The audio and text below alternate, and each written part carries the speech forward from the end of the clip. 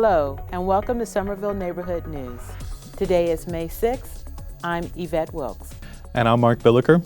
Somerville Neighborhood News is a community service production of SCATV put together by staff, interns, and your neighbors. We bring you the news every 2 weeks right here on Channel 3 and also on our website, scatvsomerville.org/SNN.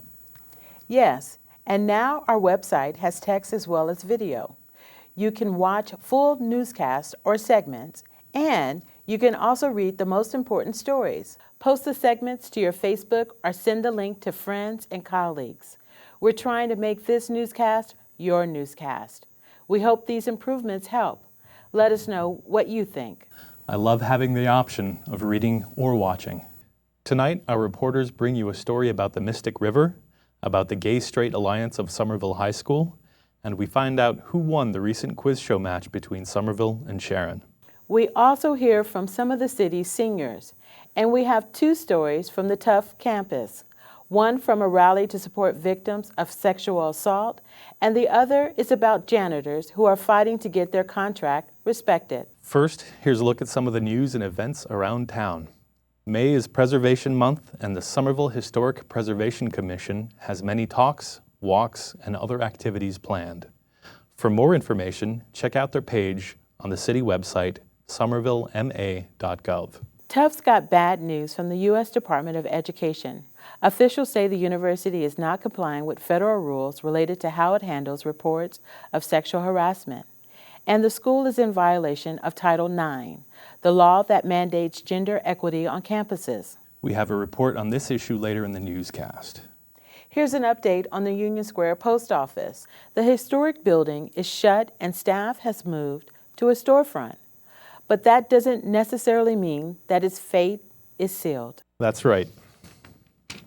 Earlier this month, the Advisory Council on Historic Preservation published its long-awaited report to Congress on the historic post offices that are up for sale across the country, including the one in Union Square.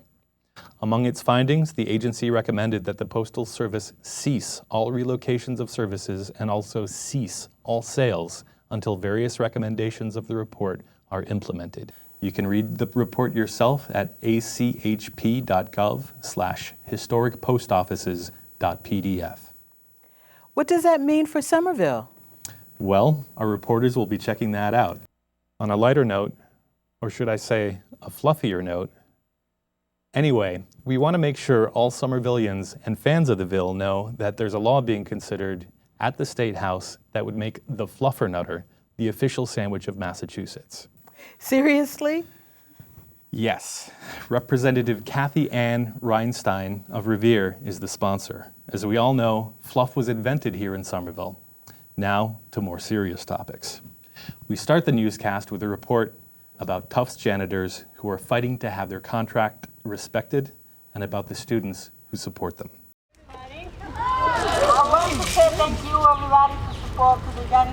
We had an action/rally in support of the janitors in our university and to try to pressure the administration to pressure DTZ, which is the janitor's technical employer. Tufts subcontracts out its maintenance to a global company called DTZ, which operates in 52 countries and which has revenues of around $2 billion. DTZ negotiated a contract with the union SEIU on behalf of the janitors. In the contract, it promises to convert a number of part-time jobs to full-time. But according to the union, workers, and students, DTZ isn't doing that. Tufts doesn't employ the janitors, but employs the janitor's employer. DTZ right now is breaking two parts of the janitor's contract, and so we wanted to show the administration and show DTZ that the student body is paying attention and that we care about what's going on and that we will not stand for these contract violations. On April 23rd, students, janitors, and faculty marched and presented a letter to the Tufts administration. We actually have an official list of demands. The first thing we want is concrete plan for the changes of these contract violations. We want concrete steps to have the full-time workers' rate increase. The second contract violation that is going on pertains to paid vacation methods. instead of them having an individual check for each week that they have vacation, they only get one paycheck for all the weeks. It's like a direct violation of their contract. Paula Castillo has been working as a janitor at Tufts for almost 17 years. Esta compañía está violando el contrato de nosotros. No hay el personal completo para trabajar aquí. Por eso tenemos presión de trabajo. Por presión de trabajo que no están cumpliendo con tener la cantidad de personas con full time, porque tienen el 75% tiene que tener de full time y apenas están llegando al 50%. Workers also want DTZ to make vacation payments as laid out in their contract. Estamos peleando para los cheques de las vacaciones porque es un dinero que cae junto y con eso pues podemos pagar deudas que se tienen, ¿verdad? Entonces eso es lo primordial para nosotros porque ahora que es tan caro que está todo, no los alcanza. We did come to an agreement with the contractor that there would be the creation of more full-time jobs over a course of time. And again, the contractor didn't meet those obligations. There was a commitment made to that years ago, and we want them to uphold that commitment. We have always believed that these goals of good full-time work and quality standards cannot be accomplished without Tufts or institutions like them actually stepping up, because they're the ones that hire contractors. They need to say what standards they want, not only for the cleaning, but also for the workers that do that work. Bueno, yo espero ver en el futuro que cambie aquí la universidad, que haya más personal para ser más flexible el trabajo para nosotros. Eso es lo que yo espero. Somerville Neighborhood News asked DTZ and Tufts to comment on the claims made by the workers, the union, and the students. DTZ refused. Tufts was not available for a video interview, but did send a written statement. The administration said, quote, "While our custodians are not employees of the university, they are valued members of our community. The administration promised to respond to the concerns that students had by the end of the semester. However, the administration also pointed out the university did not sign the contract. It's between DTZ and the union. We'll follow up on this issue and let you know how it turned out." Reporting for Somerville Neighborhood News, I'm Jane Regan. So, how will it end? Well, we don't exactly know since the company refused to speak with us. We'll stay in touch with the union and we'll let our viewers know. Thank you. Next, we learned how the Somerville High School quiz team did in its match against Sharon. And the winner right now this week, Somerville High School. How about it? 440 points. Congratulations to both teams. Somerville 440, Sharon 395. Somerville now moves on to the semifinals.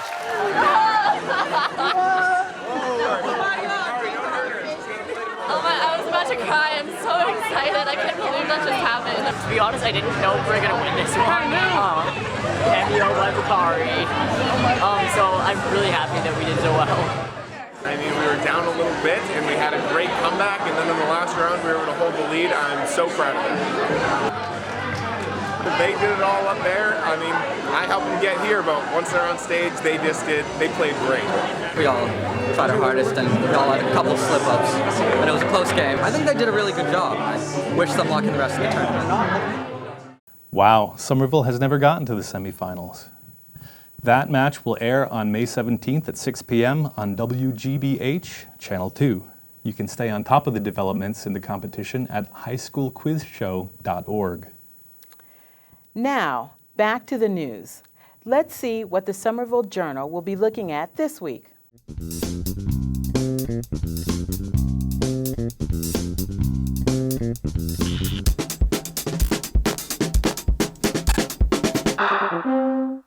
Hello, in this week's Somerville Journal, we'll have coverage of a local fashion show, a look into preserving public art, and the final installment of our ongoing series about heroin addiction in the city. You can find us online at wickedlocal.com/Somerville, follow us at Ville Journal on Twitter, and you can always get in touch with me at 617-629-3385 or datkinson@wickedlocal.com. Now we go to the Somerville High School, where reporter Marcelo Brosiner takes a look at the Gay-Straight Alliance and the annual Day of Silence. On April 11th, over 200 Somerville High School students signed up for the Day of Silence, organized by the Gay-Straight Alliance. The Day of Silence is a national protest that was started in the mid-90s, and what it basically, when I tell students about it, I talk about there's many different ways to protest. Gandhi did hunger strikes, and Martin Luther King marched in the streets or did boycotts or sit-ins.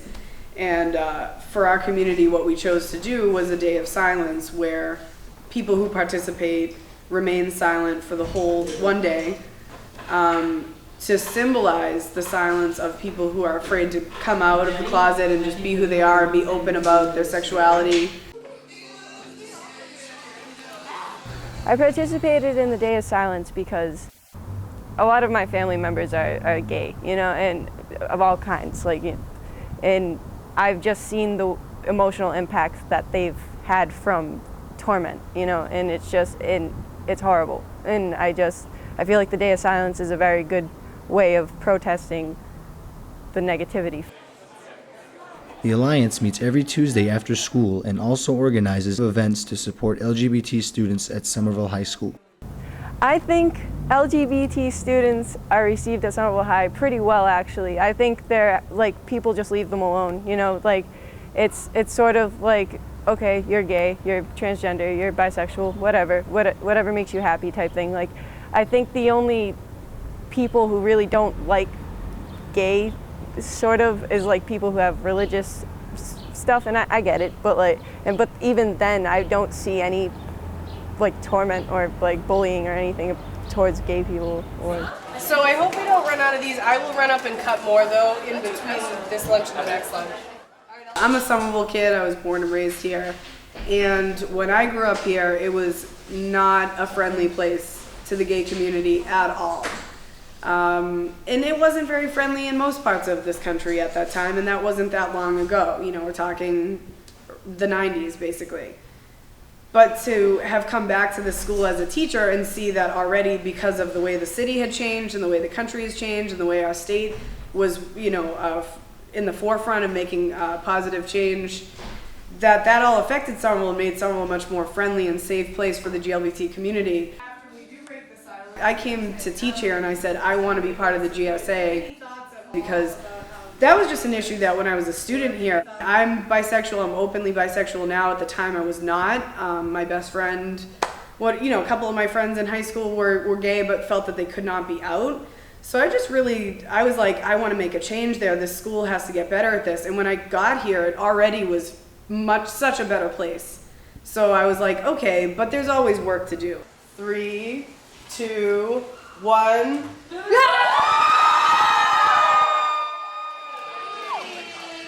Thanks to the hard work of the city, state, and country, the high school experience for LGBT students is a far more positive one. But, as Ms. Post said, there is always work to be done. Reporting for the Somerville Neighborhood News, I'm Marcelo Brosiner. I am so proud of our students and teachers here in Somerville. Yes. Now we go from youth to seniors. SCATV staffer Erica Jones was at the annual Elder Fair and asked a few folks what changes they'd like to see.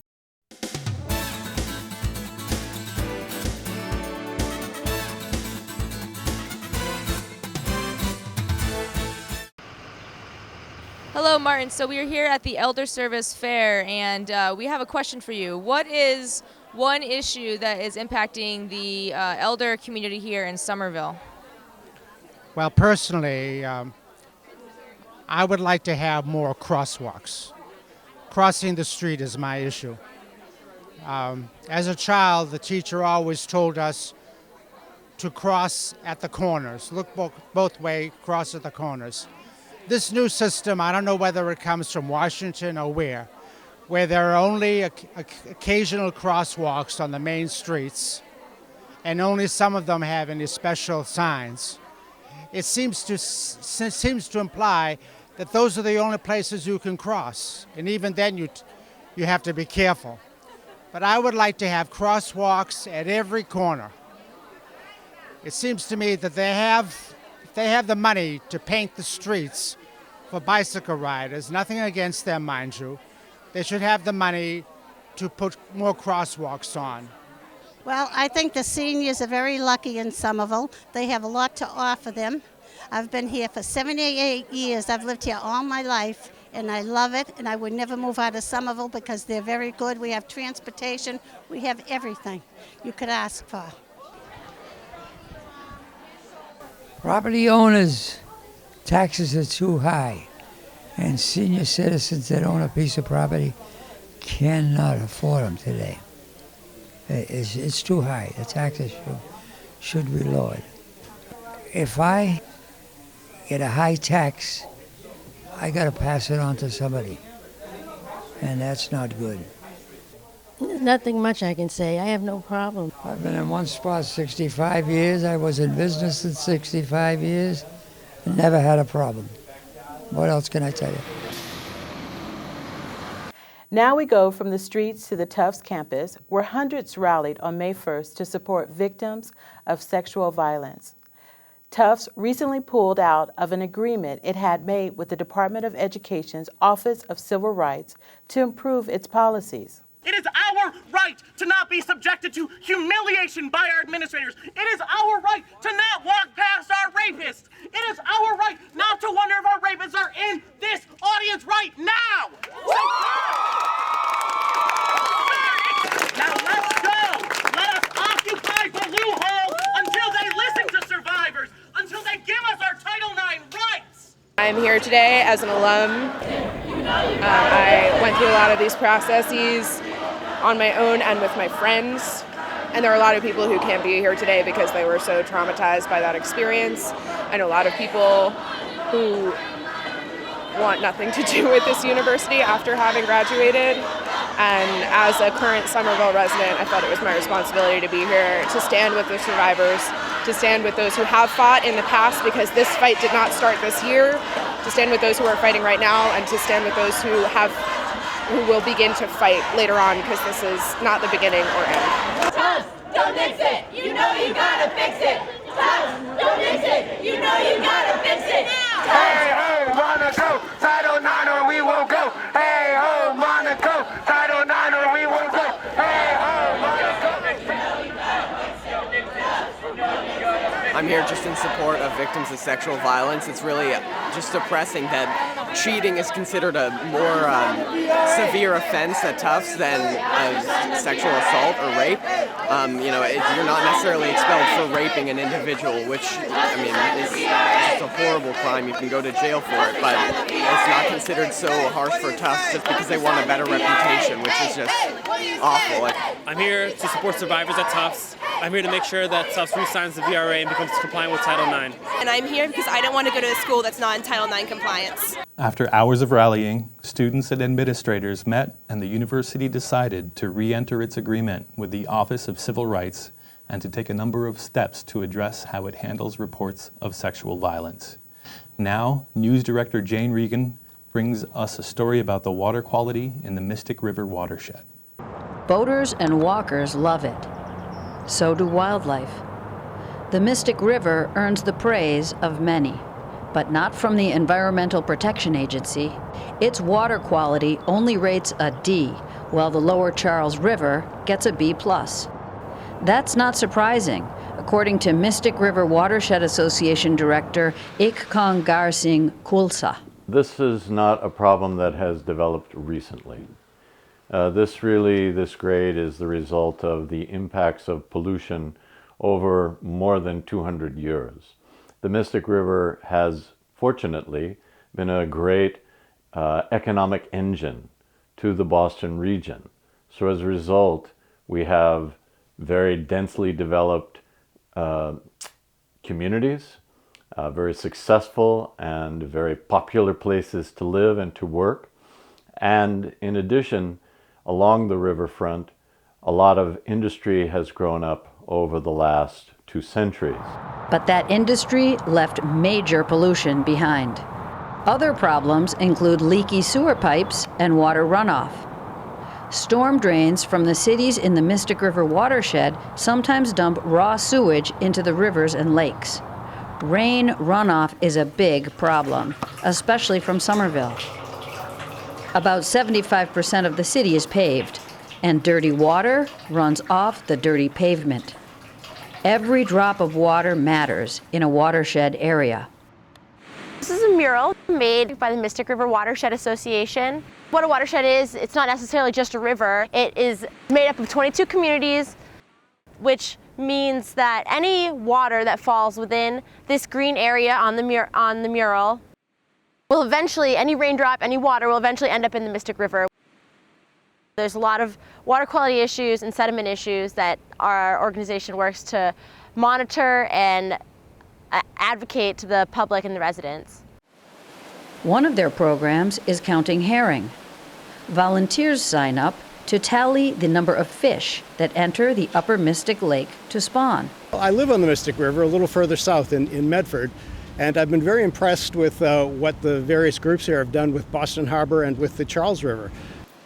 The Mystic River still needs work. This end is really beautiful. As you can see, it's green and very pleasant. The other end of the Mystic is pretty beat up and really needs help. So by tracking the fish in the river, we can monitor its health and get an idea of how it's doing and how much help it needs.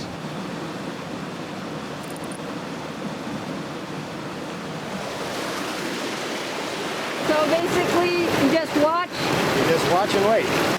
You can think of the herring here and the other fish in the river as like canaries in the coal mine, because they give a general indication of the health, not just of the river, but of the overall environment. So by getting an idea of how the fish are doing, we really see how the environment is doing, which affects all of us. So it's something that whether you're directly involved or not, we all breathe the same air, we all drink the same water. So it's an important thing to do.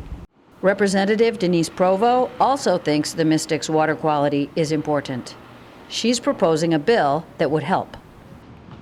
One of the problems I would say that the Mystic has from the point of view of addressing its overall problems is that they're not overall problems at the moment. They're the problems of many individual jurisdictions. There are a lot of cities and towns in the watershed. The bill that would create a Mystic River Water Quality Commission would for the first time create a body that would be charged with the task of looking after the health of the Mystic River.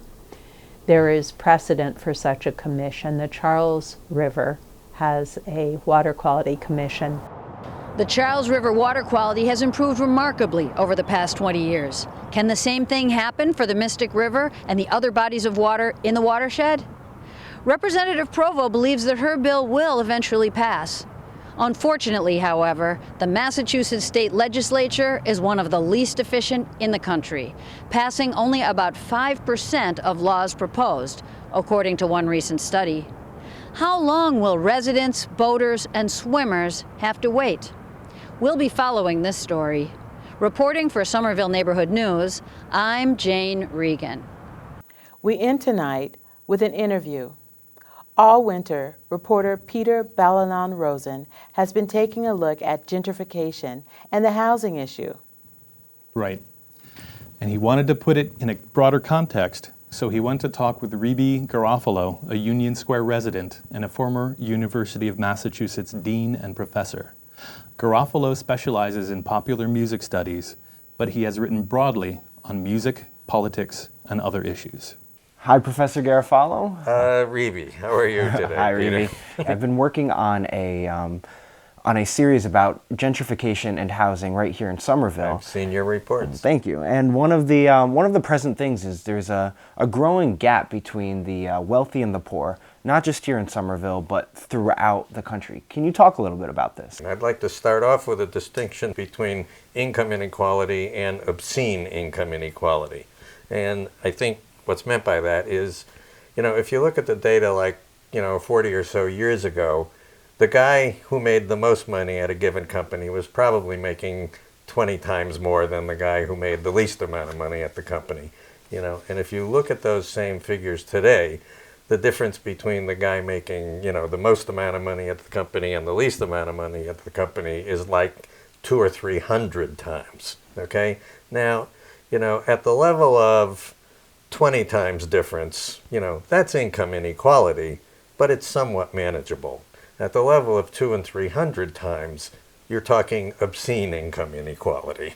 Right. I mean, that's something that I've seen through some of the readings I've been doing is graphs like this, where we see the richest 1% are getting obscenely rich compared to everyone else.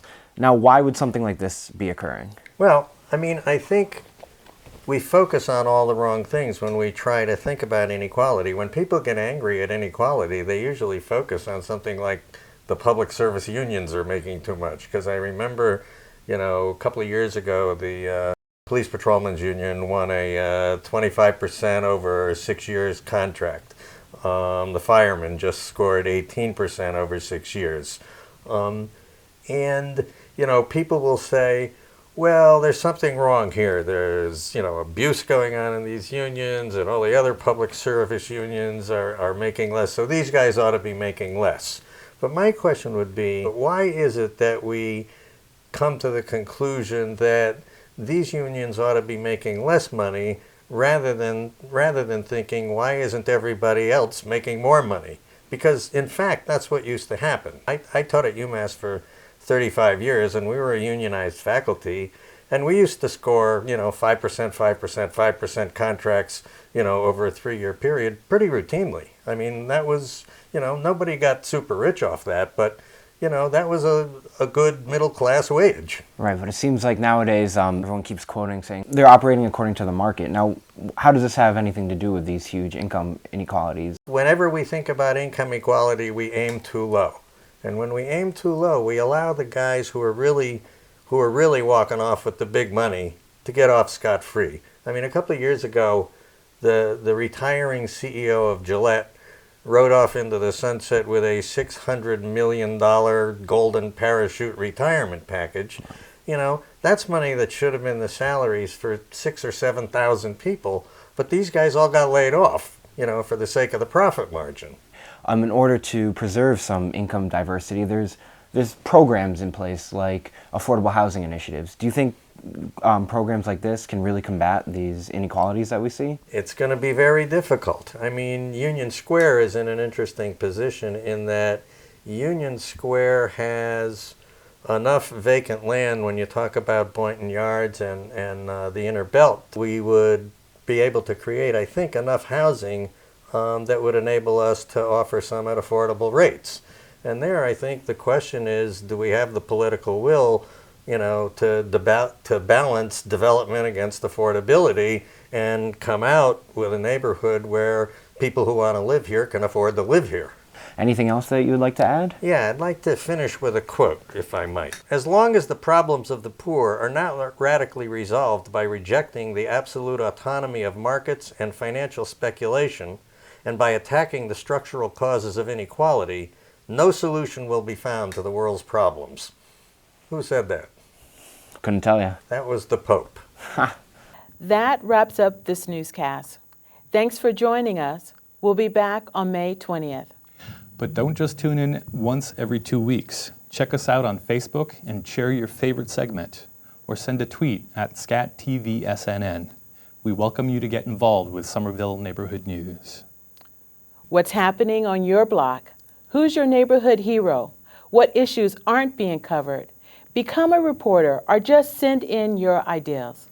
Call the SCATV studio at 617-628-8826 or write to news@scatvsomerville.org. I'm Yvette Wilkes. And I'm Mark Billiker. See you around the neighborhood.